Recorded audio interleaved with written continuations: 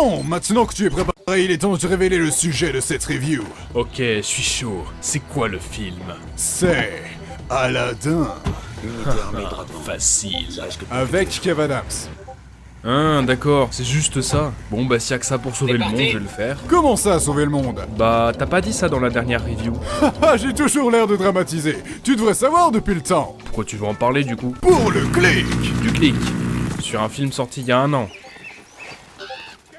Regarde un nouveau générique.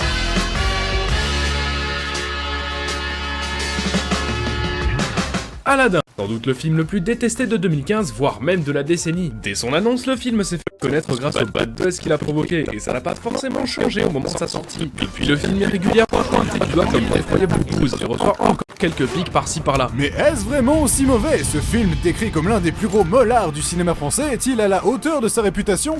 C'est ce qu'on va voir aujourd'hui. Alors préparez le popcorn salé et la vaseline parce que ça risque de faire mal. Le film s'ouvre sur la voix de Cyril Hanouna. Et surtout, mes beautés, si vous allez vous baigner, mettez bien un petit peu d'eau. C'est un défaut. On est introduit au personnage de Sam qui bosse comme Père Noël dans un magasin. Son patron lui demande d'aller au pour les enfants. On constate déjà que notre Père Noël est une ordure. J'ai pas de copains, ils arrêtent pas de m'appeler l'albinos. Eh mon pote, t'as tes problèmes, j'ai les miens, ok? On va pas commencer à se raconter nos vies. Alors vas-y, casse-toi. Mes camarades me frappent parce que je viens d'un pays étranger. Écoute gamin, j'ai un problème, j'arrive pas à payer les factures, on m'a viré de mon taf, mon chien est mort. Alors déjà qu'on loge les SDF dans nos foyers, on va pas s'emmerder avec des immigrés de merde venus du Moyen-Orient. Arrête mec, la vidéo va se faire sponsoriser par Eric Zemmour. Oh non, pas encore. Il lui demande de raconter une histoire, il veut pas, mais le public cible de Kev Adams lui met la pression et il accepte. Et là, vous connaissez la suite, il va raconter sa version de... Mulan. Bah non mec. Ah si mec, regarde. Bonjour grand mec. Et bienvenue dans cette temple. Non, ça vient du spectacle avec Gad Elmaleh. Ah, autant pour moi, je me suis encore trompé de polémique. Aladdin et Khalid sont deux pauvres dans le Bagdad du 11e siècle qui pratiquent leur profession de voleur au milieu des gens les plus ocefs du monde. Écartez-vous, écartez-vous, écartez-vous. Qu'est-ce qui se passe? J'adore quand le film perd sa crédibilité dans les 5 premières minutes. Il se casse et on a le droit des sensations de vol jamais égalées dans le cinéma français. Waouh, on vole super bien. On suit simultanément l'histoire de Chalia, fille du calife et du vizir, qui est pas très gentil, car il est méchant et fait des monologues. À la mort du sultan, je pourrais perdre le contrôle du royaume. Oui, je joue extrêmement mal. Et là, quiproquo avec le garde qui l'écoutait. Vous m'avez parlé? C'est marrant! Rigole! Rigole, enculé! La princesse décide de faire une sortie hors du château et tombe sur Aladdin qui fait le charlatan vendant des fausses potions de jouvence avec Khalid. Elle décide d'aller voir Aladdin, boit la potion, fait semblant d'être devenu aveugle. Le public, pas content de se faire arnaquer, veut faire peau à Aladdin, ce qui attire le vizir qui passait tranquillement par là. Aladdin veut s'enfuir, rate et se bat contre les gardes qui l'attaquent un par un alors qu'ils sont au moins une dizaine. Ah ouais, c'est super intelligent les gars. Aladdin se fait finalement attraper par le vizir, ce qui meurt. Mais on Un nécromancien à Bagdad. Mais non, l'histoire a juste été modifiée par les enfants parce qu'ils voulaient pas que Khalid meure. Mais c'est complètement con. Cette scène ruine complètement la tension et l'intérêt même de l'histoire parce que non seulement ça vient comme un cheveu sous la soupe, mais qu'en plus on a plus peur pour les personnages. On sait déjà qu'ils vont gagner puisque de toute façon les enfants pourront modifier l'histoire à volonté. Vous allez me dire que dans Brice de Nice 3 ils utilisent la même technique. Or Brice ne cède pas à tous les caprices des enfants pour leur faire plaisir. Leurs modifications ne sont que des éléments mineurs du scénario, pas la mort d'un personnage.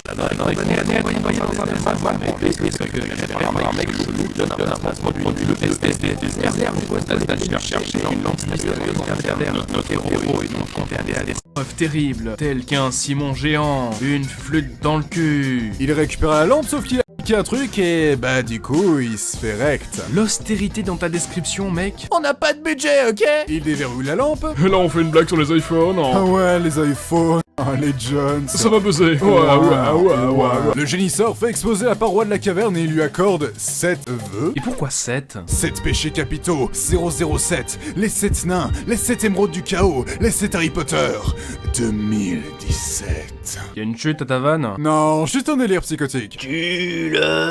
Pendant ce temps à Bagdad. Le vizir cherche quelqu'un pour se faire passer pour son neveu et ainsi le marier pour garder le contrôle de Bagdad. Dans sa recherche, il tombe miraculeusement sur Khalid qui s'est travesti pour éviter les gardes. Se travestir est-il un crime?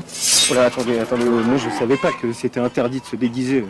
Soit tu te déguises pour mieux dérober ton prochain, soit pire, c'est une déviance, mais dans les deux cas... On va s'attarder un petit moment sur cette réplique parce que beaucoup d'avis se sont basés dessus pour dire que le film diffusait un message transphobe. Or, ce que certains oublient, c'est la mentalité du personnage à l'origine de cette réplique. Le vizir n'est pas du tout du genre à être un mec tolérant, on le voit bien tout au long du film. Ça accompagne ses caractéristiques de méchant. Après, bien évidemment que le vizir a des idées transphobes. Deux gros fils de pute des familles. Exactement. Le vizir arrive à convaincre Khalid d'être son neveu. Hein? Oui, convaincre, voilà. Bon, mec, il reste encore beaucoup d'autres conneries scénaristiques à résumer, du coup je te propose de rusher comme des bâtards pour aller plus vite. Ça me va. Le vizir présente Khalid au sultan et à la princesse, mais la servante de la princesse tombe amoureux de Khalid. Ce dernier sait de pécho Shalia, mais Aladdin utilise un vœu pour rendre Shalia moche aux yeux de Khalid. Pendant ce temps, Aladdin utilise un autre vœu pour être un prince pété de thunes et arrive en ville avec un rap tout nul avec des messages profonds tels que... Dans la bouche du vizir, ça sent le caca.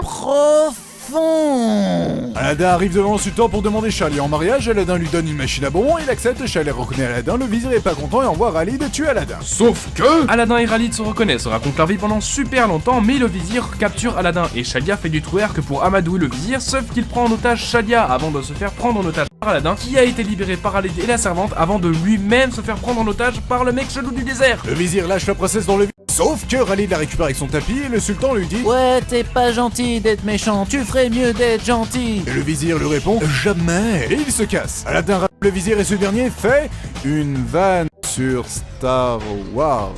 Je suis ton père. Oh là là là là, c'est un échec pour le film d'être drôle. Je vois qu'en Ferman, Nox le film fait une tentative exécrable de faire référence à Star Wars, on n'avait pas vu au cinéma depuis Cyprien. C'est un mauvais jour pour les bobines et les baguettes. Il discute et le vizir refait une vanne sur Star Wars, mais c'est quoi ton problème? Eh, tu sais ce qui serait bien? La même vanne, mais dans l'autre sens. Je suis ton fils. Ok, là les enfants, on va s'arrêter 2 minutes. Je vais vous expliquer pourquoi faire des références aussi random, ça ne marche pas. Pour commencer, ça n'a pas de sens d'un point de vue histoire et des personnages, car le vizir établit pendant tout le long du film des plans élaborés, et le voir à la fin sortir des plans aussi bas de gamme dignes des frères Raptou, on n'y croit pas. De toute façon, même si c'est vraiment son père, c'est un énorme cliché de ressortir la carte du « Oui, le gros méchant, c'est ton papa. Et c'est encore un plus gros cliché de dégainer une référence qui n'a pas lieu d'être dans un univers établi. Dans ce cas, la référence met en pause l'intrigue. Mais les bonnes références, ça existe. Par exemple, la référence au Jackson 5 dans Les Gardiens de la Galaxie. Ça colle parce que c'est ancré dans l'époque où il prélevait la cassette du personnage. Ou encore Stanley Kubrick quand il fait référence à 2001 d'Odyssée de l'espace dans Orange Mécanique, prouvant qu'il a ancré ses propres marques dans le monde du cinéma. Pour résumer, ce n'est pas en faisant des références aléatoires que ça rend le film malin ou drôle. On n'assiste pas à un dialogue, on assiste à un gros carton noir sur blanc qui nous dit « LOL, c'est une référence, t'as compris ?» Le vizir se fait arrêter et Aladdin décide d'aller voir Shalia habillée en pauvre, mais se fait interrompre par le rallye de l'IRL de la vérité véritable du présent. Du coup, il va voir sa copine Sophia qui n'est ni plus ni moins le doppelganger de Shalia. Comment t'as traité ma mère, fils de pute? Mais non, doppelganger c'est un mot allemand qui veut dire sosie. C'est utilisé au cinéma pour décrire le double d'un personnage dans l'histoire. Ouais, moi aussi je peux étaler ma culture. Alors, Becherel, chapitre 1. Sam lui dit qu'il a menti depuis le début. J'ai jamais été nominé pour un prix Nobel de finance non plus. Et elle lui pardonne. Pardon? Khalid ramène les enfants chez Sophia, on n'est plus à ça près, Sophia finit l'histoire et joue la fait courte, il termine bien chez Aladdin et dans la vraie vie, fin de l'histoire. Ah mais le film se termine avec Aladdin qui passe devant la lune, ça aurait été aussi logique si ça avait été E.T., un chien ou Bob. Putain, qu'est-ce que je fous là? Bon, t'en as pensé quoi? Attends, laisse-moi exprimer un peu ma rage. Ce film est pas bien. Du tout. Pour commencer, on n'a pas l'impression de suivre une histoire.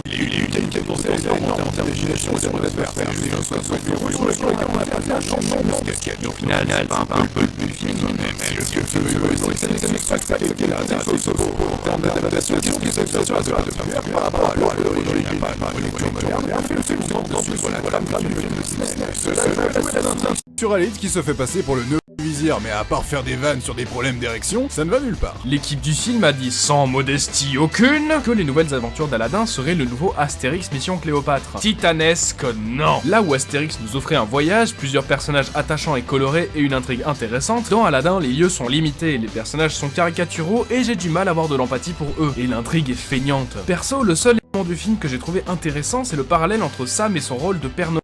Notre bon Santa Claus symbolise pour les enfants un personnage féerique et généreux, qui est à l'opposé complet de Sam, c'est-à-dire pessimiste et je m'en foutiste à l'extrême. Après, ce n'est pas non plus la grosse merde qu'on m'a décrit dans le sens où je m'attendais à avoir un film extrêmement mauvais, et au final, Aladdin, c'est juste un film mauvais et au final assez oubliable. On est loin du pire film de 2015. Une critique qui est ressortie assez souvent, c'est le manque de respect et de rigueur historique, mais il faut oublier que c'est Sam qui raconte l'histoire, et on voit bien que Sam est...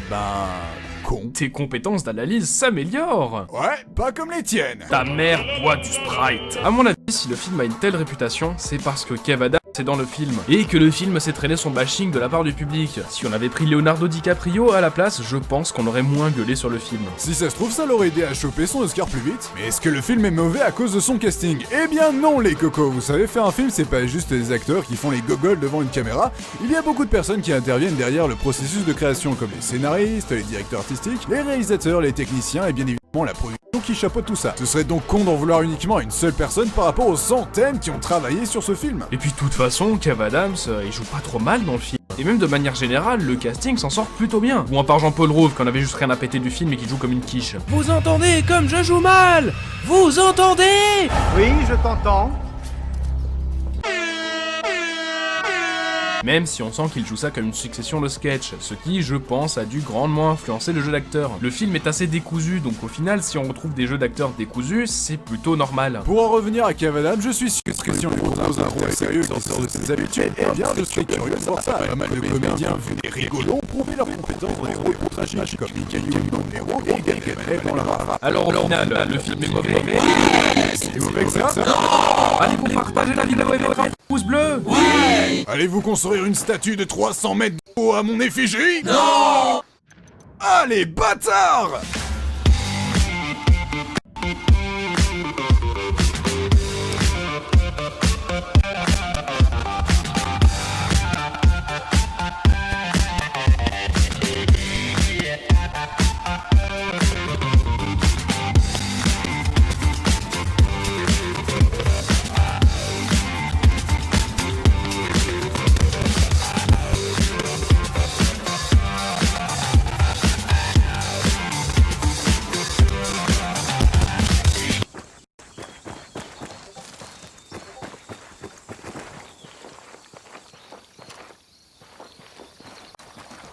Quand on parle de cinéma français, généralement on pense à des comédies parodiques nulles avec un humoriste à la mode. Sauf que le cinéma français c'est bien plus que ça, et je vais vous le prouver en parlant d'une comédie parodique nulle avec un humoriste à la mode.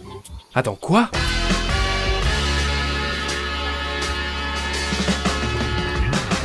Pas très normale activité est un film de Maurice Barthélémy sorti en 2013. Le film a la particularité d'être une tentative de found footage, c'est-à-dire que l'action est vue au travers d'une ou plusieurs caméras appartenant au héros du film, comme c'est le cas dans Le Projet Blair Witch ou Paranormal Activity, qui est visiblement l'inspiration principale du film, comme en témoigne le super jeu de mots qui sert de titre au film. Eh, t'as vu, c'est drôle! LOL. Le film s'ouvre sur les deux personnages principaux qui filment avec leur portable. On suit Octave Blin, oui, il s'appelle Octave Blin, et Karine, un jeune couple qui s'installe dans la maison de la grand-mère de Blin et qui font une vidéo pour leurs futurs enfants, histoire de leur montrer leur quotidien. Ils font le tour de la maison pendant 5 minutes et décident d'aller dormir en se filmant. Et je comprends pas pourquoi vous faites ça, ça n'a aucun putain de sens. Le lendemain, Blin continue sa vidéo. Et pour votre maman, bah, je crois que ça va être premier jour de travaillage à la maison, hein? Parce que la place de la femme, c'est à la maison. Blin interrompt la vidéo pour dire qu'il y a une grosse odeur de merde dans la maison, arrête la caméra qui fait un bruit de télé, et reprend la vidéo juste après pour filmer la dispute. Ce qui n'a aucun sens vu que c'est une vidéo pour vos enfants. Et puis pourquoi avoir arrêté la caméra pour la relancer juste après? C'est stupide. Donc après ça, Blin part visiter la ville, acheter des placements de produits, fumer un bon gros terre des familles, bouffer des placements de produits. Et c'est lent. Après 20 minutes de film, Karine réveille Blin parce qu'elle a entendu du bruit dans la maison. Blin va voir et se rend compte que quelqu'un a mangé ses placements de produits. Et Karine dit ça. Je déteste les chats! Je te retourne le compliment, connasse. Plus tard, ils se retrouvent face aux vieux voisins, et encore plus tard, ils se font réveiller par des bruits de cochons. Ok,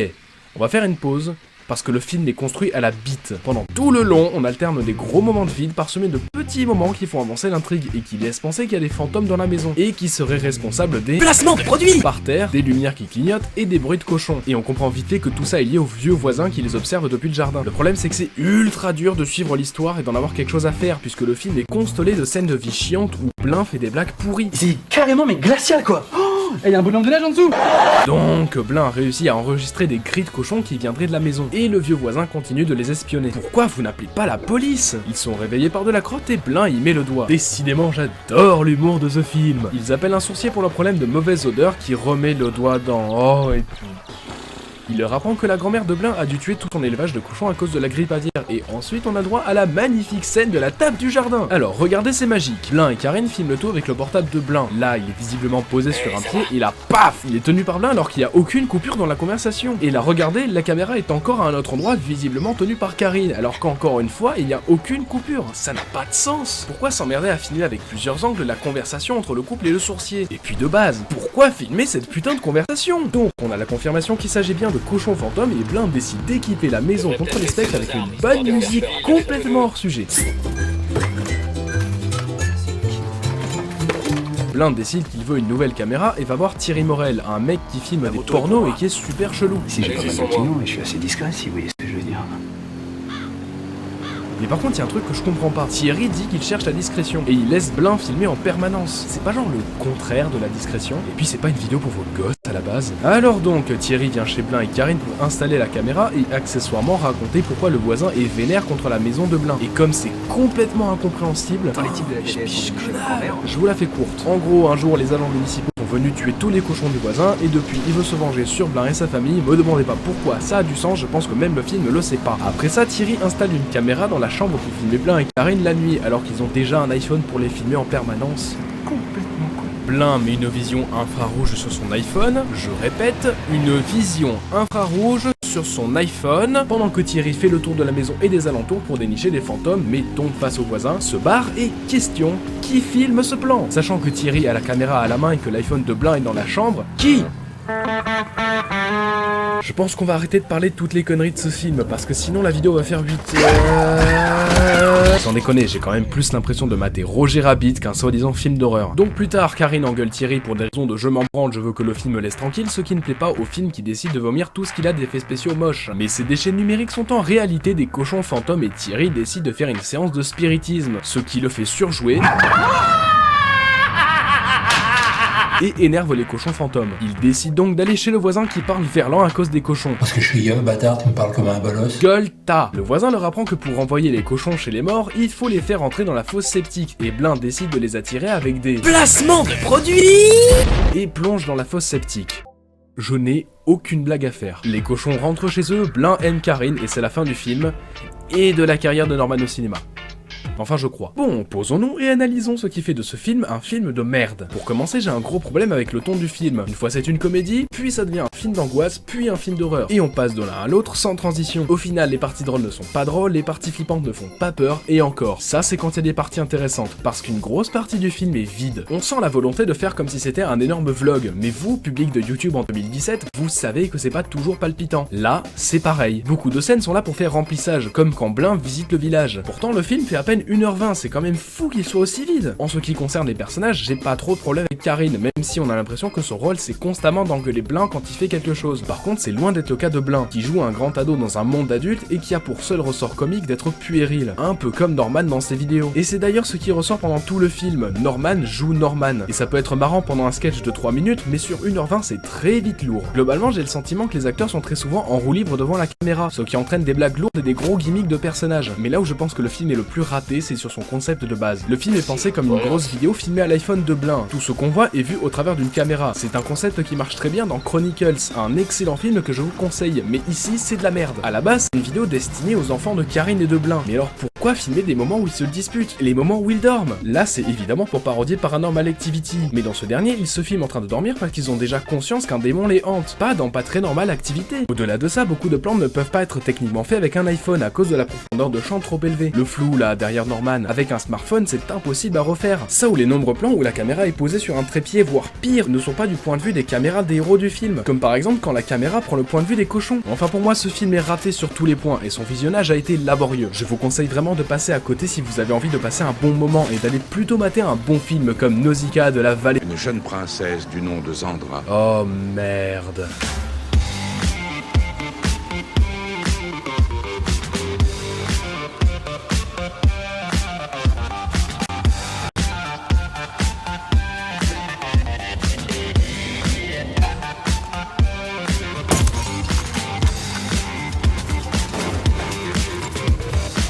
C'est bon, ça va, vous tenez le coup? Salut. Ok, je vous revois.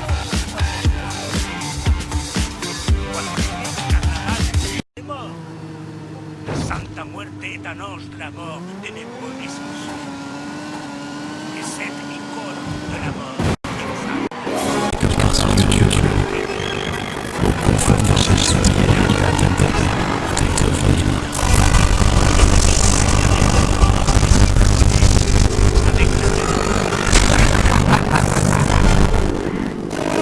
Bon, ça fait 2 ans que j'ai pas sorti la moindre review, et de tout ce temps, il y a un film qui me hurle « Critique-moi !» Bon bah...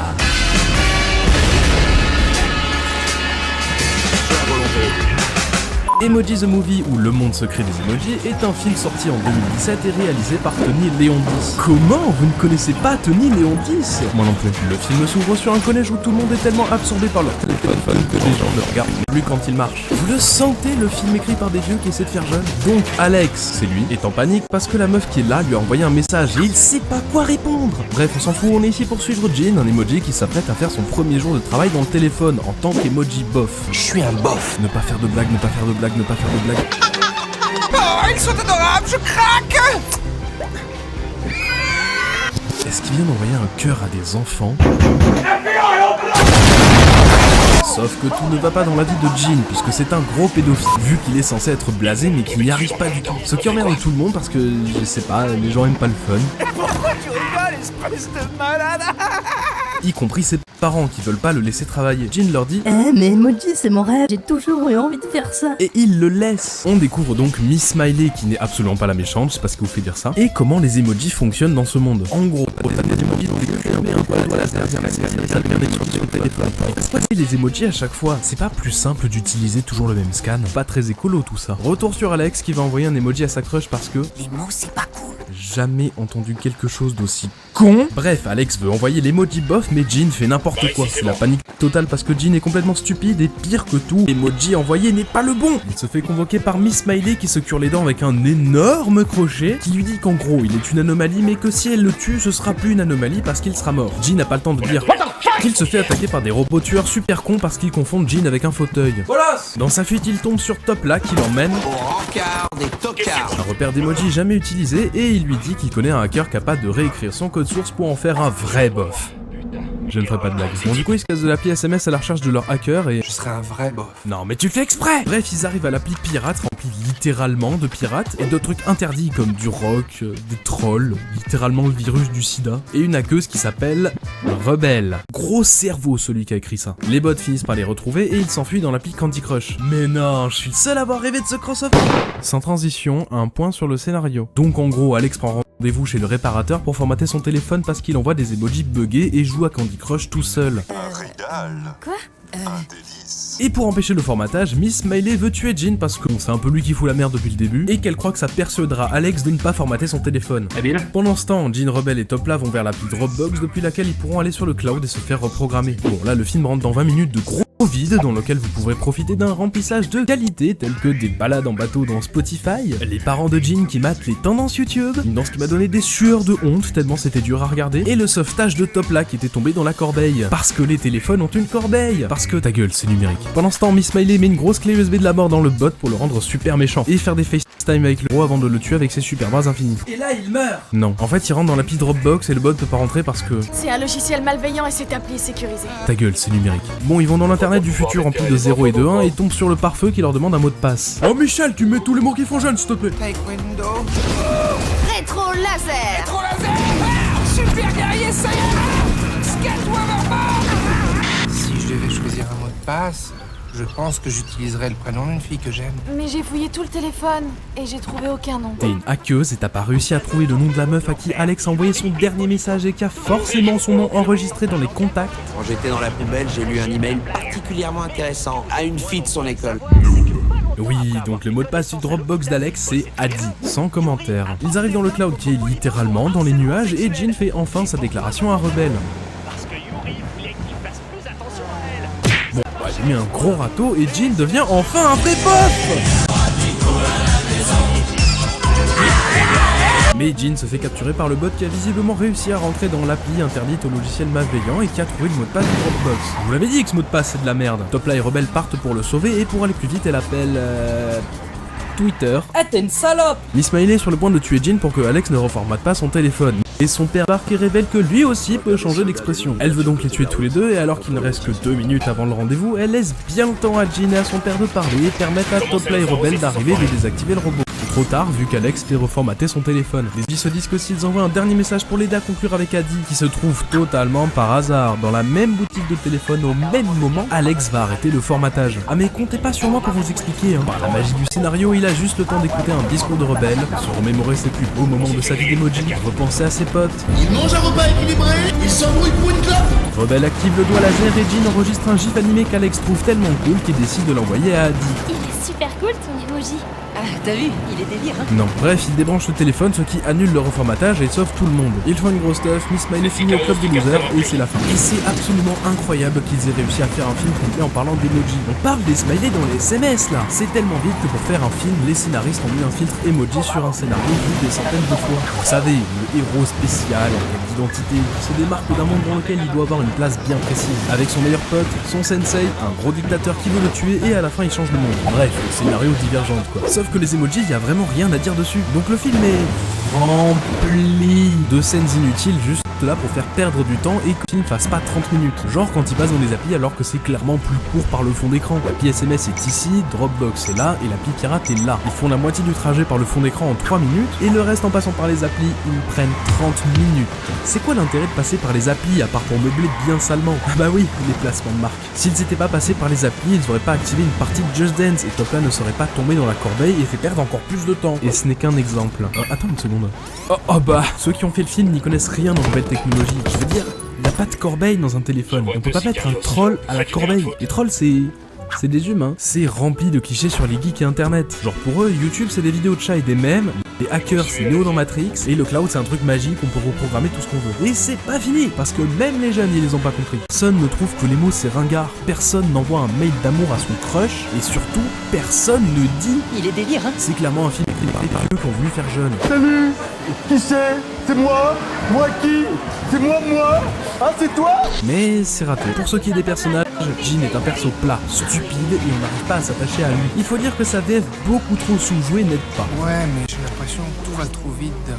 Je me suis beaucoup plus attaché à Rebelle, qui au moins est plus intelligente avec une meilleure répartie. Par contre, Topla est un vrai connard stupide. Il sert à rien à part être un gros con et vomir ses bonbons de merde. Et pour ce qui est d'Alex, son seul caractère c'est d'être un collégien timide. Ouais, on s'en fout. Mais peut-être que le plus gros souci du film, c'est qu'il n'y a pas de menace. Le reformatage du téléphone ne va pas effacer les emojis ni changer les habitudes d'Alex. Un emoji populaire restera populaire. Donc l'hystérique de Miss Smiley est complètement injustifiée. En plus, le reformatage aurait effacé Jean puisque c'est un bug. Donc ça rendrait plutôt service à Miss Smiley. En vrai, j'ai pas de problème avec les films qui sont grosses pubs. Le film Lego reprend exactement la même trame du mec différent qui change de monde, mais là ça marche. Les Lego c'est plein de personnages, des mondes différents à partir duquel tu peux raconter n'importe quoi. Et pour peu que les gens qui font le film sont un peu passionnés, ça passe crème. Mais pour Emoji, c'est pas le cas. Enfin bref, Emoji the Movie est une gigantesque arnaque pour vous taxer votre argent. Un gouffre de fun qui mérite qu'on le regarde illégalement jusqu'à ce qu'on l'oublie à jamais. C'était Elnox, à la prochaine.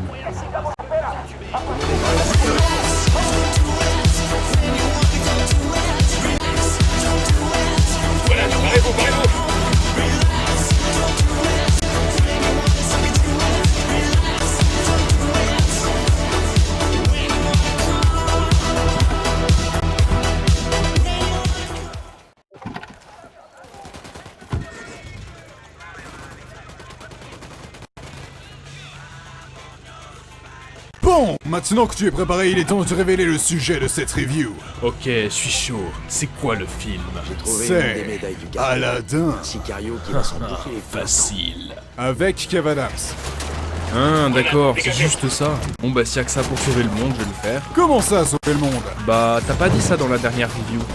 J'ai toujours l'air de dramatiser. Tu devrais savoir depuis le temps. Pourquoi tu veux en parler du coup? Pour le clic. Du clic. Sur un film sorti il y a 1 an. On regarde un nouveau générique.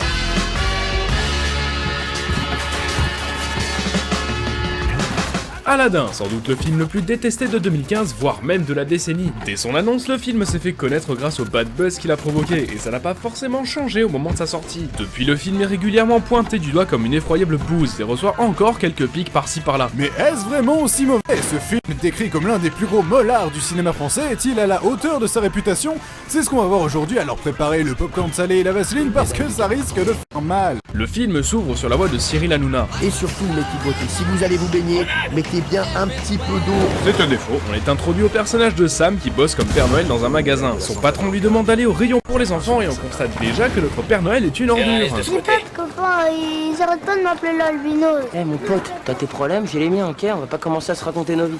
Alors vas-y, casse-toi. Mes camarades me frappent parce que je viens d'un pays étranger. Écoute gamin, j'ai des problèmes, j'arrive pas à payer les factures, on m'a viré de mon taf, mon chien est mort. Alors déjà qu'on loge les SDF dans nos foyers, on va pas s'emmerder avec des immigrés de merde venus du Moyen-Orient. Arrête mec, la vidéo va se faire sponsoriser par Eric Zemmour. Oh non, pas encore. Il lui demande de raconter une histoire, il veut pas, mais le public cible de Kev Adams lui met la pression et il accepte. Et là, vous connaissez la suite, il va raconter sa version de... Mulan. Bah non mec. Ah si mec, regarde. Bonjour grand maître et bienvenue dans ce temple. Non, ça vient du spectacle avec Gad Elmaleh. Ah, autant pour moi, je me suis encore trompé de polémique. Aladdin et Khalid sont deux pauvres dans le Bagdad du 11e siècle qui pratiquent leur profession de voleur au milieu des gens les plus ocefs du monde. Écartez-vous, écartez-vous, écartez-vous. J'adore quand le film perd sa crédibilité dans les 5 premières minutes. Il se questionne, on a le droit des sensations de vol jamais égalées dans le cinéma français. Waouh, on vole super bien. On suit simultanément l'histoire de Chalia, fille du calife et du vizir, qui est pas très gentil, car il est méchant et fait des monologues. La mort du sultan, je pourrais perdre le contrôle du royaume. Oui, je joue extrêmement mal. Et là, quiproquo avec le garde qui l'écoutait. Vous m'avez parlé? Non. C'est marrant! Rigole! Rigole, enculé! La princesse décide de faire une sortie hors du château et tombe sur Aladdin qui fait le charlatan en vendant des fausses potions de jouvence avec Khalid. Elle décide d'aller voir Aladdin, boit la potion et fait semblant d'être devenu aveugle. Le public, pas content de se faire arnaquer, veut faire la peau à Aladdin, ce qui attire le vizir qui Passait tranquillement par là. Aladdin veut s'enfuir, rate et se bat contre les gardes qui l'attaquent un par un alors qu'ils sont au moins une dizaine. Ouais, c'est super intelligent les gars. Aladdin se fait finalement attraper par le vizir, ce qui veut dire que cette scène ne servait à rien. Et Khalid meurt. Mais en fait non. Oh mon dieu, il y aurait donc un nécromancien à Bagdad? Mais non, l'histoire a juste été modifiée par les enfants parce qu'ils voulaient pas que Khalid meure. Mais c'est complètement con! Cette scène rompt complètement l'attention et l'intérêt même de l'histoire parce que non seulement ça vient comme un cheveu sous la soupe, mais qu'en plus on a plus peur pour les personnages. On sait déjà qu'ils vont gagner puisque de toute façon les enfants pourront modifier l'histoire à volonté. Vous allez me dire que dans Brice de Nice 3 ils utilisent la même technique. Or, Brice ne cède pas à tous les caprices des enfants pour leur faire plaisir. Leurs modifications ne sont que des éléments mineurs du scénario, pas la mort d'un personnage. Aladdin est condamné à être envoyé dans un désert mal branlé et se fait récupérer par un mec chelou qui lui donne un placement de produit. Le SDF du désert lui propose d'aller lui chercher une lampe mystérieuse dans une caverne. Notre héros est donc confronté à des épreuves terribles, telles qu'un ciment géant, une flûte dans le cul. Il récupère la lampe sauf qu'il a piqué un truc et bah du coup il se fait recte. L'austérité dans ta description mec. On n'a pas de budget, ok? Il déverrouille la lampe. Mais là on fait une blague sur les iPhones. Ah ouais, les iPhones, les Jones. Ça va buzzer. Ouais. Le génisseur va exploser la paroi de la caverne et il lui accorde 7 vœux. Pourquoi 7 7 péchés capitaux, 007, les 7 nains, les 7 émeraudes du chaos, les 7 Harry Potter. 2017. Y'a une chute ta vanne? Non, juste un délire psychotique. Le vizir cherche quelqu'un pour se faire passer pour son neveu et ainsi le marier pour garder le contrôle de Bagdad. Dans sa recherche, il tombe miraculeusement sur Khalid qui s'est travesti pour éviter les gardes. Attendez, moi je savais pas que c'était interdit de se déguiser. Soit tu te déguises pour mieux dérober ton prochain, soit pire, c'est une déviance, mais dans les deux cas... On va s'attarder un petit moment sur cette réplique parce que beaucoup d'avis se sont basés dessus pour dire que le film diffusait un message transphobe. Or, ce que certains oublient, c'est la mentalité du personnage à l'origine de cette réplique. Le vizir n'est pas du tout du genre à être un mec tolérant, on le voit bien tout au long du film. Ça accompagne ses caractéristiques de méchant. Après, bien évidemment que le vizir a des idées transphobes. Deux gros fils de pute des familles! Exactement! Le vizir arrive à convaincre Khalid d'être son neveu. Hein? Oui, convaincre, voilà. Bon, mec, il reste encore beaucoup d'autres conneries scénaristiques à résumer, du coup je te propose de rusher comme des bâtards pour aller plus vite. Ça me va. Le vizir présente Khalid au sultan et à la princesse, mais la servante de la princesse tombe amoureux de Khalid. Ce dernier c'est de pécho Chalia, mais Aladdin utilise un vœu pour rendre Chalia moche aux yeux de Khalid. Pendant ce temps, Aladdin utilise un autre vœu pour être un prince pété de thunes et arrive en ville avec un rap tout nul avec des messages profonds tels que... Dans la bouche du vizir, ça sent le caca. Aladdin arrive devant le sultan pour demander Chalia en mariage, Aladdin lui donne une machine à bonbons, il accepte, Chalia reconnaît Aladdin, le vizir est pas content et envoie Khalid tuer Aladdin. Sauf que Aladdin et Khalid se reconnaissent, racontent leur vie pendant super longtemps, mais le vizir capture Aladdin et Chalia fait du twerk pour amadouer le vizir, sauf qu'il prend en otage Chalia avant de se faire prendre en otage par Aladdin, qui a été libéré par Khalid et la servante avant de lui-même se faire prendre en otage par le mec chelou du désert. Le vizir lâche la princesse dans le vide, sauf que Khalid la récupère avec son tapis et le sultan lui dit: Ouais, t'es pas gentil d'être méchant, tu ferais mieux d'être gentil. Et le vizir lui répond: mais... Et il se casse. Aladdin rattrape le vizir et ce dernier fait une vanne sur Star Wars. Je suis ton père. Oh là là là là, c'est un échec pour le film d'être drôle. Je dois qu'on faire mal. Nox, le film fait une tentative exécrable de faire référence à Star Wars. On n'avait pas vu au CNS depuis Cyprien. C'est un mauvais jour pour les bobines et les baguettes. Il discute et le vizir refait une vanne sur Star Wars. Mais c'est quoi ton problème? Eh, tu sais ce qui serait bien? La même vanne, mais dans l'autre sens. Je suis ton fils. Ok, là les enfants, on va s'arrêter 2 minutes. Je vais vous expliquer pourquoi faire des références aussi random, ça ne marche pas. Pour commencer, ça n'a pas de sens d'un point de vue histoire et des personnages, car le vizir établit pendant tout le long du film des plans élaborés, et le voir à la fin sortir des plans aussi bas de gamme dignes des frères Raptou, on n'y croit pas. De toute façon, même si c'est vraiment son père, c'est un énorme cliché de ressortir la carte du « Oui, le gros méchant, c'est ton papa !» Et c'est encore un plus gros cliché de dégainer une référence qui n'a pas lieu d'être dans un univers établi. Dans ce cas, la référence met en pause l'intrigue. Mais les bonnes références, ça existe. Par exemple, la référence au Jackson 5 dans Les Gardiens de la Galaxie. Ça colle parce que c'est ancré dans l'époque où il prélevait la cassette du personnage. Ou encore Stanley Kubrick quand il fait référence à 2001 d'Odyssée de l'espace